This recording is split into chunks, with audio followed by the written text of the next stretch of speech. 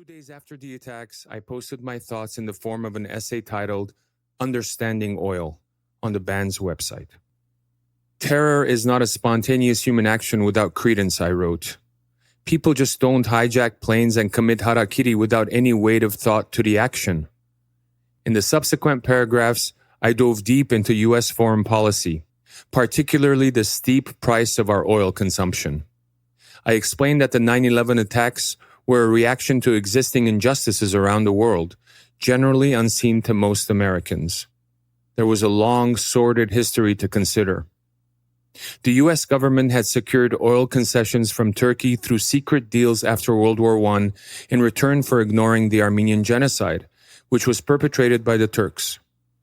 It had also overthrown a democratically elected leader in Iran and replaced him with a king in order to get access to that country's resources. The American government even allied with both Saddam Hussein and the Taliban when it suited their perceived interests. The sanctions in Iraq were contributing to mass suffering there because they usually hurt the poor disproportionately. The closer you look, the less shocking the 9/11 attacks actually were.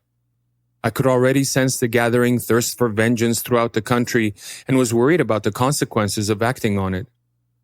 If we carry out bombings in Afghanistan or elsewhere to appease public demand and very likely kill innocent civilians along the way, I wrote, we'll be creating many more martyrs going to their deaths in retaliation against the retaliation. Instead, I suggested a multilateral approach, one that would bring the terrorists responsible to international justice. Most everything in that essay would be echoed by many others in the months and years to come. A lot of it has become conventional wisdom now. But at the time it was posted, 2 days after 9/11, it did not go over well. At all. The way a lot of people viewed it was like this. The whole nation is in shock and mourning, and the lead singer of one of the most popular bands in the country is suggesting that we might have brought this upon ourselves, that it's our fault. That's an overly reductive way to interpret what I was saying, but I get it.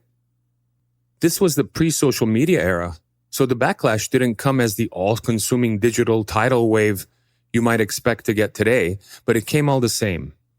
I was condemned in newspapers, on music websites, and all over the radio, including by Howard Stern, who was arguably the country's most popular and influential media personality in those days. Our record label insisted that we take the essay down off our website, and for the first and only time in my life, I acquiesced to such a request. The pressure was that intense.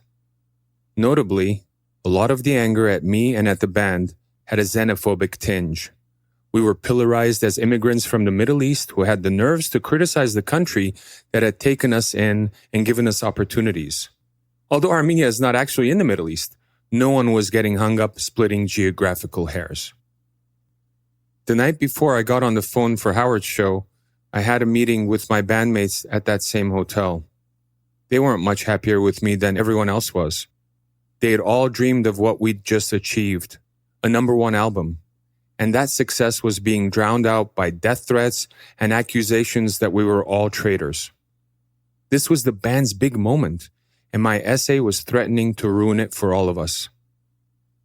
At that meeting, the first thing our guitarist Darren said to me was, "Are you trying to get us killed?" I remember telling him that what I wrote was the truth, that it was all verifiable.